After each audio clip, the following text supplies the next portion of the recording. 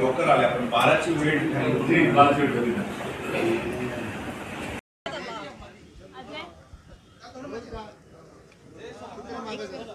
पुण्यामध्ये तालिबानी राज्य आले का अशी म्हणायची वेळ आलेली आहे. मागच्या वेळेस 10 दिवसापूर्वी काँग्रेस भवन झालेला हल्ला, काल आमचे प्रवक्ते हनुमंत पवार यांच्यावर केलेला हल्ला, या लोकांची ही प्रवृत्ती वाढत चाललेली आहे. आज आम्ही सर्व शिष्टमंडळ त्यांना जाऊन भेटलो आणि मागच्या वेळेस हल्ला झाला त्या गुन्हेगारांना बोलवलं का, त्यांची चौकशी केली का, त्याच्यावर काय ॲक्शन घेतली, या दृष्टीनं आम्ही त्यांच्यावर चर्चा केलेली आहे. आणि न्याय द्यायची भूमिकात लोक तुमच्याकडे बघतात. तर तुम्ही पुण्याचे CP म्हणून काम करताय, तर तुम्ही ह्या गुन्हेगारांना जाब बसवला पाहिजे, अशा पद्धतीनं आम्ही सगळ्या शिष्टमंडळांना मागणी केलेली आहे. आणि त्या पद्धतीनं अजून आम्ही इथून पुढे तसं आंदोलन चालू ठेवणार आहे. गोष्टी आता आम्ही बघणार आहे ते ॲक्शन काय घेतात. नाही तर जन आंदोलन आम्ही उभा करू आणि जनतेच्या रेट्यातून आम्ही ह्या सरकारला आणि ह्या प्रशासनाला जाब विचारण्याचं काम करू. आदी संघटना असतील, हे सातत्याने काँग्रेस पक्षाच्या कार्यकर्त्यांच्यावर, काँग्रेस पक्षाच्या मुख्य काँग्रेस भवनवर ज्या पद्धतीने हल्ले करून लोकशाहीवर, संविधानावर आम्ही मानत नाही, ही भारतीय जनता पार्टीची जी भूमिका आहे. आणि या गुंडगिरीला प्रोत्साहन शासनाकडनं आणि प्रशासनाकडनं ज्या पद्धतीने मिळत आहेत, त्या गोष्टीचा निषेध करण्यासाठी आणि त्याचबरोबर पोलीस प्रशासनाने काल झालेली जी घटना आहे, या पुणे शहरामध्ये दैनिक पुढारीसारख्या वर्तमानपत्राच्या मुख्य ऑफिससमोर आमच्या काँग्रेस पक्षाचे प्रवक्ते हनुमंत पवार यांना जीवे मारण्याची धमकी, पिस्तुलाचा धाक आणि त्या ठिकाणी 4-5 लोकांच्या जमावाने केलेली लाथाबुक्क्यांनी मारहाण, ही काँग्रेसचे कार्यकर्ते यापुढे सहन करणार नाही. आणि यासाठी जर पोलीस आयुक्त किंवा पोलीस प्रशासन हे जर तातडीने पावलं उचलणार नसतील आणि पुणे शहरातलं जी एक सांस्कृतिक असं राजकारणातली जी एक पातळी होती, ती पातळी ज्या पद्धतीने घसरत चाललेली आहे, त्याचीसुद्धा दखल आपण घ्यावी, अशी मागणी काँग्रेसच्या सर्व नेते आणि पदाधिकाऱ्यांच्या शिष्टमंडळाने आज पोलीस आयुक्तांच्याकडे केलेली आहे. आणि पोलीस आयुक्तांनी या संदर्भामध्ये योग्य ती पावलं आम्ही उचलू.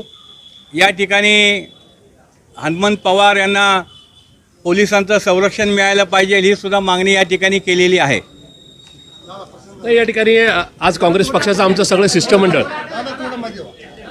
आज काँग्रेस पक्षाचं आमचं शिष्टमंडळ, ज्याच्यामध्ये माननीय मोहनदादा जोशी असतील, माननीय रमेशदादा बागवे असतील, माननीय दीप्तीताई चौधरी असतील, माननीय अभयजी छाजेड साहेब असतील, माननीय संजयजी बालगुडे, माननीय चंदूशेठजी कदम, ही सगळीच मंडळी आज या ठिकाणी, बाकीचे आमचे सगळे पदाधिकारी माननीय CP अमितेश कुमार साहेबांना भेटले. त्याच्यामध्ये आमच्या 2 प्रमुख मागण्या आहेत. मागच्या 9 दिवसामध्ये काँग्रेस पक्षाच्या आमच्या काँग्रेस भवन कार्यालयावर दगडफेक करण्यात आली. त्यामध्ये आरोपींना कुठल्या प्रकारे अजून अटक झालेली नाही. काल आमचे प्रवक्ते हनुमंत पवार यांच्यावर जीवघेणा हल्ला झाला, तो सुद्धा पुढारीच्या कार्यालयाच्या दरवाजा झाला. आज ह्या सगळ्या ज्या गोष्टी आहेत, एकूणच भाजपची या शहरामध्ये जे कशी दादागिरी वाढलेली आहे, भाजप कशा पद्धतीने या ठिकाणी विरोधकांना त्रास द्यायचा प्रयत्न करतो, हे या ठिकाणी समोर आले. त्याच्यामुळे सत्ताधारी पक्ष म्हणून त्यांना कुठेही या ठिकाणी दिलासा देण्यात येऊ नये, ही मागणी आम्ही केलेली आहे. जे आरोपी असतील त्यांच्यावर तीव्र किंवा कडक कारवाई व्हावी, ही आमची मागणी आहे. दुसरं आमचं म्हणणं आहे की या शहराला आजपर्यंत एक वेगळं सांस्कृतिक आणि सामाजिक महत्त्व आहे, हे पुणे शहर भाजपवाल्यांनी बिघडवलेलं आहे. तर पुण्याचे CP मान्य अमितेश कुमार यांनी पुढाकार घेऊन येणाऱ्या काही दिवसामध्ये, पुढच्या 8-10 दिवसामध्ये पुण्यातले सगळे सत्ताधारी पक्षाचे नेते आणि विरोधी पक्षाचे प्रमुख सगळे नेते यांना एकत्रित बसून इथून पुढं पुणे शहरातली सांस्कृतिक आणि सामाजिक राजकीय चळवळ किंवा संस्कृती बिघडणार नाही, यासाठी पुढाकार घ्यावा, अशा प्रकारची मागणी आम्ही शहर काँग्रेसच्या वतीने केलेली आहे. पुणे शहराला आता बदनाम करण्याचं काम हे भाजप करते आहे. पुण्यातली दादागिरी, पुण्यातली कोयता गँग यांना पाठबळ देण्याचं काम हे भाजप करते, असा आमचा थेट आरोप आहे. त्यामुळे इथून पुढं पक्ष कुठला का असेना, सत्तेत आहेत का विरोधी पक्ष आहे, त्याच्यामध्ये कुणी जे गुन्हेगार असेल त्यांना ताबडतोब अटक व्हावी, त्यांना इथून पुढच्या काळामध्ये काही गोष्टी करायला मज्जाव करण्यात यावा, ही आमची प्रमुख मागणी घेऊन आम्ही या ठिकाणी भेटतो. मग आमचा आरोपच तो आहे की काल रिव्हॉल्वरचा त्या या ठिकाणी धाक दाखवून ज्यांनी मारहाण केली, त्यांना मुळात अटक होऊन त्यांना आज लॉकअपमध्ये नका त्या ठिकाणी ठेवण्यात यावं अशा प्रकारचीच अपेक्षा पुणेकरांची आहे. पण दुर्दैवाने त्यांना एक साध्या नोटीसवर सोडण्यात आलेलं आहे. या सगळ्याच गोष्टी कायद्याची पायमल्ली करणे किंवा कुठेतरी खुद्द मुख्यमंत्रीच या सगळ्यांना पाठबळ देतात अशा प्रकारची शंका येणाऱ्या गोष्टी होतात असा आमचा थेट आरोप आहे. आपल्यातला एक व्हिडिओ समोर आलाय ज्यात यांच्या विरोधात आंदोलन होतं आणि आंदोलन पोलिसांच्या गाडीतूनच जो काही साहित्य आणण्यात आलं, पुतळा आणण्यात आलं. आंदोलन करण्यात आलं. नाही, या संदर्भामध्ये आम्ही एक जी याचिका शहर काँग्रेसच्या वतीने हायकोर्टमध्ये जात आहोत, ज्याच्यामध्ये कशा पद्धतीने बायसपणाने काम झालंय याच्यामध्ये तो व्हिडिओ आम्ही इन्क्लूड करणार आहोत की स्वतः PIच्या गाडीतूनच त्या ठिकाणी हर्षवर्धन सपकाळ साहेबांचा पुतळा हा जाळण्यासाठी देण्यात आला. म्हणजे इतर कोणी अडवतील म्हणून खुद्द PIच्या गाडीत तो पुतळा आणण्यात आला. चर्चेनंतर ती गाडीचा दरवाजा उघडून स्वतः PIनेच तो नका त्या ठिकाणी पुतळा नका आंदोलनकर्त्यांच्या ताब्यात दिलाय.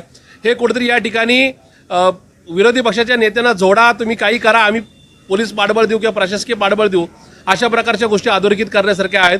मान्य CP साहेबांना आम्ही त्या संदर्भामध्ये कारवाई करा किंवा आम्हाला कारवाई हवी अशा प्रकारचा या ठिकाणी आग्रह धरलेला आहे.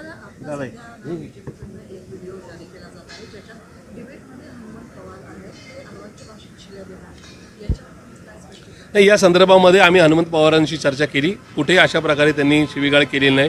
तो जो काय व्हिडिओ आहे त्याच्यामध्ये AI किंवा एकूणच नका त्याच्या संदर्भामध्ये मॉफ केलेला असेल अशा प्रकारचा आमचा या संदर्भातले शंका येणारा प्रश्न आहे.